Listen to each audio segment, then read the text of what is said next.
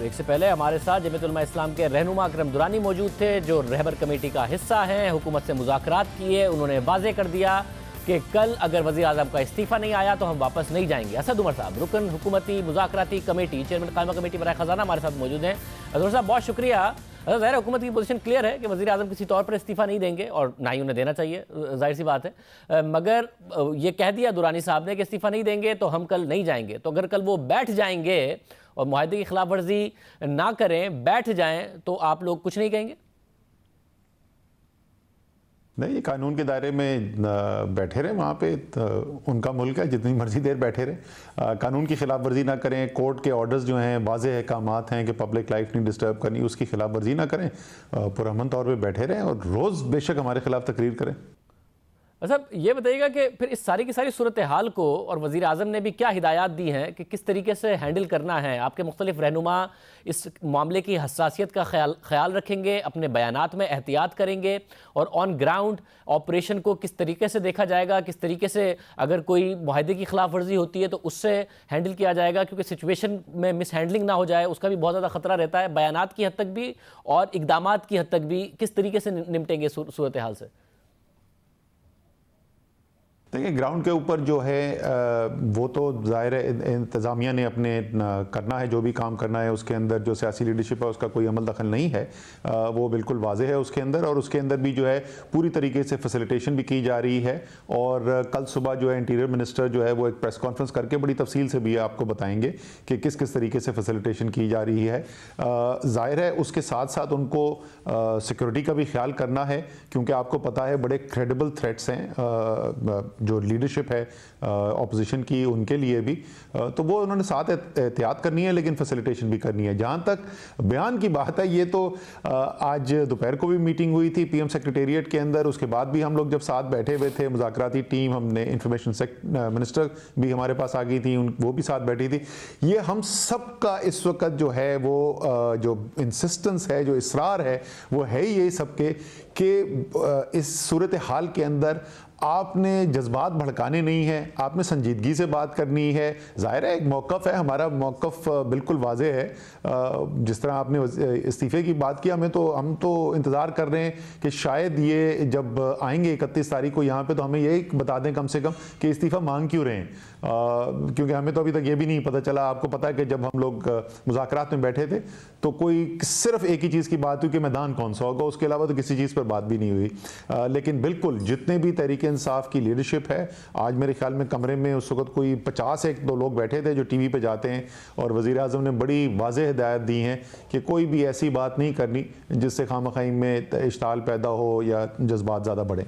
مطلب یہ مثبت بات ہے، مگر ساتھ میں جو بیانات ہیں اس کے حوالے سے تو وزیر اعظم نے احکامات دیے، مگر جو اقدامات ہیں اس حوالے سے بھی کوئی احکامات دیے؟ کیونکہ کل کابینہ کا جو احوال ہمارے سامنے آیا اس میں یہی سامنے آیا کہ وزیر اعظم خود بڑے ناراض تھے کہ کیا بے وقوفانہ اور غلط فیصلے ہوئے ہیں. جو پیمرا کا اینکرز کے حوالے سے آرڈر آیا تھا، آپ نے بھی اس پر پوزیشن لی، شری مزاری صاحبہ، فواد چودھری صاحب نے بھی اس پر پوزیشن لی تھی. پھر وزیر اعظم نے حمداللہ کفایت اللہ کے حوالے سے جو کچھ ہوا اس پر بھی کہا کہ کیا غلط اور بے وقوفانہ فیصلے ہوئے ہیں. تو جو فیصلے اور اقدامات ہیں وہ بھی کوئی ایک سینٹرل اتھارٹی کرے، ہر کوئی اپنی مرضی سے نہ کر رہا ہو، جس سے اپوزیشن کو موقع ملے، کیونکہ مولانا تو اپنے لوگوں کے ساتھ بیٹھے ہوں گے. دیکھیں، اس میں سے کچھ فیصلے تو ایسے ہیں جس کے اندر واقعی میں یہ بات ہوئی بھی ہے کہ کوئی پولیٹیکل پروسیس سے گزر کے کچھ فیصلے ہونے چاہیے.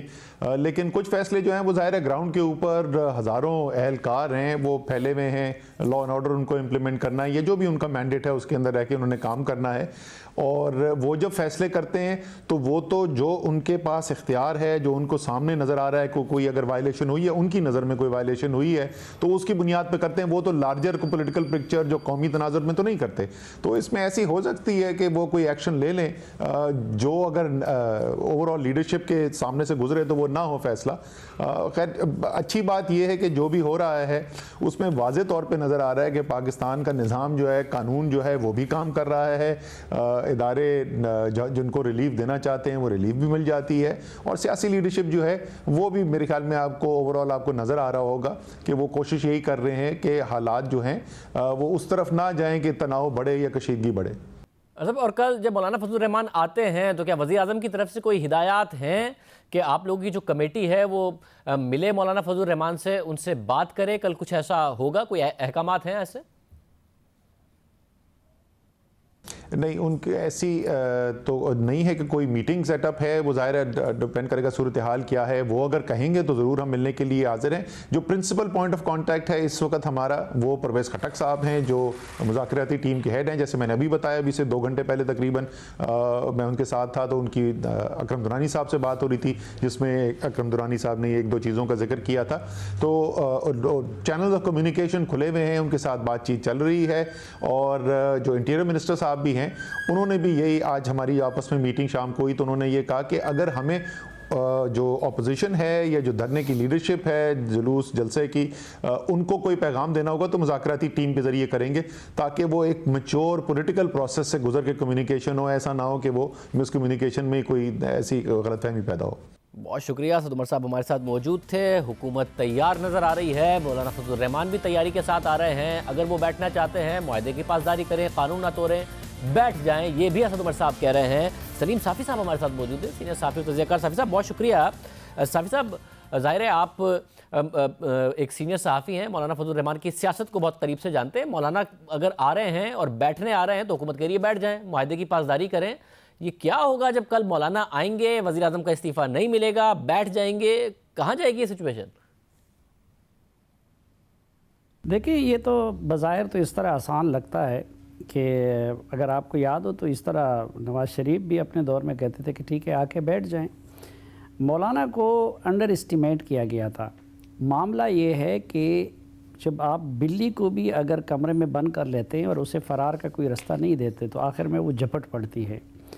تو اس وقت آپ نے دیکھا کہ میڈیا کو، سول سوسائٹی کو، پیپلز پارٹی، مسلم لیگ نون، ANP، ان سب کے ساتھ وہی کام ہوا تھا اور ان کو فرار کا رستہ بھی نہیں مل رہا تھا. اب مسلم لیگ نون کی بلی کے ناخن تو کیسز اور دیگر مجبوریوں کی وجہ سے شہباز شریف وغیرہ نے کاٹ دیے تھے، اس لیے وہ جھپٹ کے قابل نہیں تھی. اور پیپلز پارٹی کا بھی کم و بیش یہی تھا. لیکن مولانا صاحب وہ بلی بن گئے ہیں کہ جو جھپٹ جاتی ہے. اب پہلے بھی ان لوگوں نے انڈر اسٹیمیٹ کیا اور میرے خیال میں اب بھی انڈر اسٹیمیٹ کیا جا رہا ہے. دوسرا، اس حکومت کو ایک عادت پڑی ہے کہ اس طرح کے جتنے بھی ماضی میں ان کے کرائسس آئے ہیں تو وہ کسی اور جگہ سے حل کیے گئے ہیں. اور اب بھی میرے خیال میں ان کو یہی اطمینان ہے کہ جس طریقے سے ماضی میں ہمارے مسائل حل ہوتے رہے تو مولانا کو بھی اس طرح ہینڈل کیا جائے گا. دوسرا، کوئی پریڈکٹ بھی نہیں کر سکتا کیونکہ مولانا نے اپنے کارڈ سینے سے چھپا کے رکھے ہیں. مولانا یہاں پہنچ کے لگتا ہے کہ تعداد کو دیکھ کے، لوگوں کے موڈ کو دیکھ کے، ملک چلانے والوں کے رسپانس کو دیکھ کے اور پھر باقی جماعتوں کے ان کے ساتھ آنے اور نہ آنے کے معاملے کو دیکھ کے اپنے ڈیمانڈ اور اپنے لائحہ عمل کو آگے رکھیں گے. اور میرے خیال میں اب جس طرح حکومت کا بہت بڑا امتحان شروع ہو رہا ہے، اسی طرح مولانا کا بھی شروع ہو رہا ہے، کیونکہ مولانا کو بھی یہ انشور کرانا ہوگا کہ اس کے لوگ پرامن رہے، اس کی زبان سے آئین شکنی یا قانون شکنی نہ ہو اور اس کے ورکر ہاتھ سے کوئی قانون شکنی نہ کریں. اور اس کے ساتھ ساتھ وہ یہ بھی انشور کرے کہ مذہب کا کارڈ استعمال نہ ہو اور وہ سیاسی معاملات کو سیاسی اس تک رکھے. تو میرے خیال میں معاملے کا تعین کل بھی نہیں پرسوں تک ہو جائے گا. ایک یہ کہ مستقل بیٹھنے والے لوگ مولانا کے ساتھ کتنے آ رہے ہیں. دوسرا، ابھی پیپلز پارٹی اور مسلم لیگ نون نے تو مولانا کو تنہا چھوڑ دیا، خصوصاً شہباز شریف صاحب، خواجہ نثار صاحب، یہ خواجہ آصف صاحب اور احسن اقبال صاحب وغیرہ نے اور بلاول صاحب نے. اب میرے خیال میں انہوں نے اپنے آپ کو شریف بن کے، تابعدار بن کے، اچھے بچے بن کے ڈیل کے لیے آفر کر لیا. تو اس دوران وہ کوشش کریں گے کہ مولانا کے خوف کو استعمال کر کے اگر ان کو کوئی اچھا سا پیکج مل گیا تو پھر وہ تو مولانا کی طرف نہیں آئیں گے. لیکن اگر اگلے 3-4 دنوں میں ان کو کوئی اچھا پیکج نہ ملا تو اس صورت میں ان کا بھی اس طرف آنے کا امکان ہے. ظاہری بات ہے اس صورت میں مولانا کا رویہ کچھ اور ہوگا. مگر صافی صاحب، مولانا کی سیاست دیکھیں تو مولانا تو پیکج لینے والوں میں سے ہیں، دوسروں سے فائدہ اٹھانے والوں میں سے ہیں. یہ کیسے ہو سکتا ہے کہ پیکج لے جائیں نون لیگ اور پیپلز پارٹی، تنہا رہ جائے مولانا فضل الرحمان؟ مولانا کی سیاست تو ایسی نہیں ہے. کیا کچھ نیا ہو جائے گا مولانا کے ساتھ؟ دیکھیں، ابھی تک تو یہ ہوا ہے. پہلی بات تو یہ کہ تاریخ یہ بتاتی ہے کہ جو جرت کا مظاہرہ کرے اور ہمت کا مظاہرہ کرے جیت اسی کی ہوتی ہے۔ تو مولانا نے ایک تو جیت اور ہمت کا مظاہرہ کر لیا۔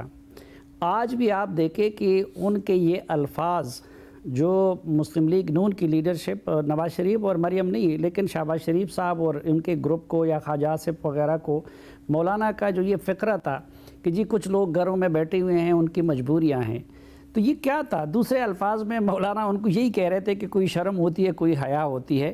تو ابھی تک کے گیم میں تو مولانا ان سے جیت گئے ہیں اور مولانا نے بہت کچھ گین کر لیا ہے اس دوران، لیکن میں نے آپ سے عرض کیا کہ کل تک یہ صورتحال شروع ہو جائے گی کہ جو مولانا کی پوزیشن ہے اس کو مسلم لیگ نون اور پیپلز پارٹی اپنے لیے بارگیننگ چپ کے طور پر استعمال کرے گی، اور اس لیے آج تک ایسا نہیں ہو سکا۔ لیکن جو بات آپ نے کہی تو مولانا میرے خیال میں اتنی آسانی سے اپنے معاملے کو کسی اور کو کیش کرنے نہیں دیں گے۔ بہت شکریہ سلیم صافی صاحب ہمارے ساتھ موجود تھے، اور دیکھتے ہیں مولانا کیا کرتے ہیں۔ اس قسم کے معاملات جب ہوں تو پچھلے 10 سال میں ہم نے دیکھا ہے کہ حکومتیں اسپیس لوز کرتی ہیں، جو مشکل فیصلے ہوتے ہیں وہ نہیں کر پاتی۔ اگر اپوزیشن کے آگے ہتھیار نہیں بھی ڈالتی تو کہیں نہ کہیں ہتھیار ڈالنے پڑتے ہیں۔ تحریک انصاف کی حکومت نے آج ہتھیار ڈالے ہیں اور اس کا معیشت پر ایک منفی اثر پڑے گا۔ کیا معاملہ آپ کے سامنے رکھیں گے بریک کے بعد۔